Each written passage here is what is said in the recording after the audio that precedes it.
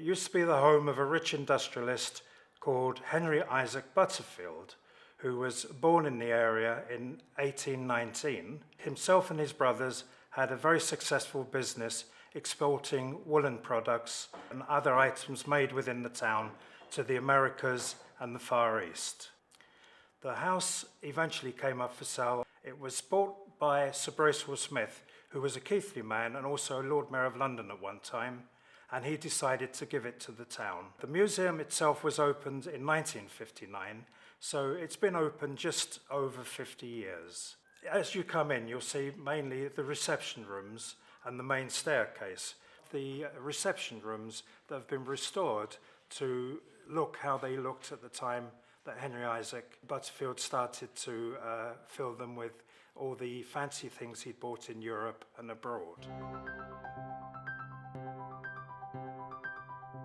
The most popular items, I think, are the chandeliers, which are rather fantastic.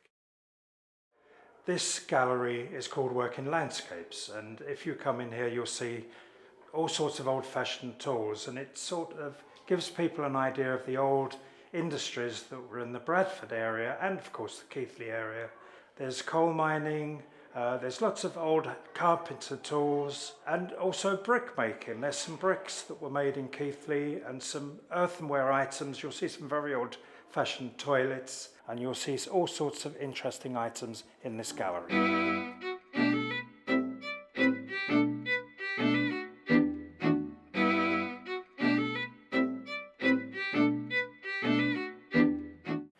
This is the Airedale Gallery that gives a history of the geology and the fossils found in the area. And this is a reconstruction of the Folidurpiton. Fossil was found in Tough Colliery, and this is a reconstruction of it. It's like a big sort of lizard or crocodile with a fish in its mouth. So it gives some idea of what the creature used to look like. In the gallery there's lots more fossils, some exotic sort of half plant, half creature images, and a lot of fossils that you'll recognise like ammonites and sort of tree barks and things. So it's really very interesting and it gives a good history of the Ayr Valley millions of years ago.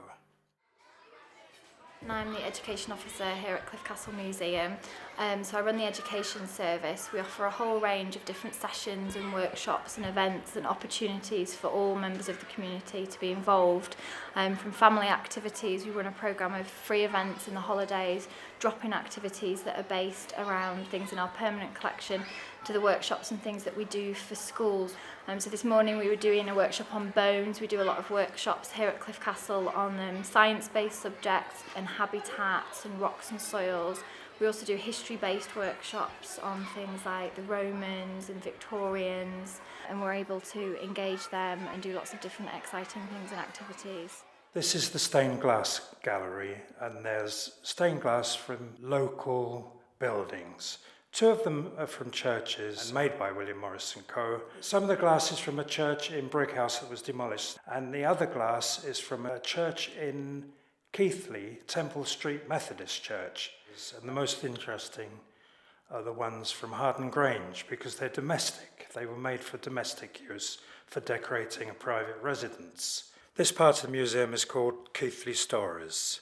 It's got fascinating items on what was made in Keighley, items specific to Keighley, characters that lived in Keighley. There's a four-eyed sheep, and I suppose the most famous item is the henpecked peace box, which appeared in the Antiques Roadshow when it was at Saltaire. And everything weird and wonderful about the place. Here it is, and you can come and see it in the Keighley Stories.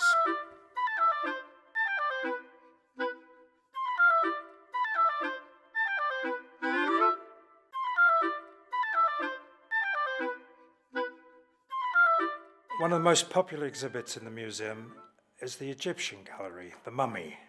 It was donated by a local man, Sir John Briggs, who was the local MP. The township of Keighley used to donate £1 a year to the Egyptian Exploration Society, and in return this society would send them a few items that they'd excavated in Egypt on their explorations.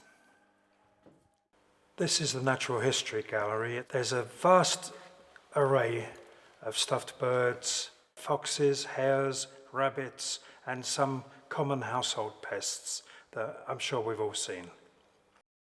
If you visit Cliffe Castle, there's no charge, so it's completely free entry. There's a fantastic cafe in the park.